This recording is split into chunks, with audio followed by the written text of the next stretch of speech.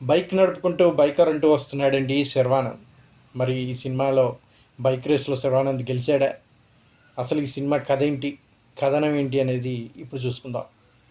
తారాగణం విషయానికి వస్తే Sharwanand, hero Rajasekhar, Malavika Nair, Brahmaji, Atul Kulkarni. Zebra సంగీతం,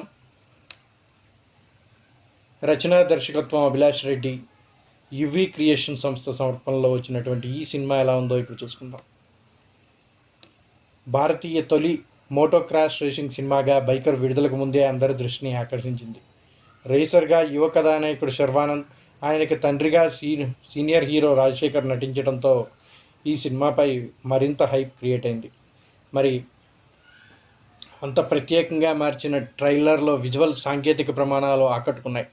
బలమైన ప్రచారంతో పాటు అంచనాల మధ్య గురువారం మన ఏప్రిల్ 3వ తారీఖు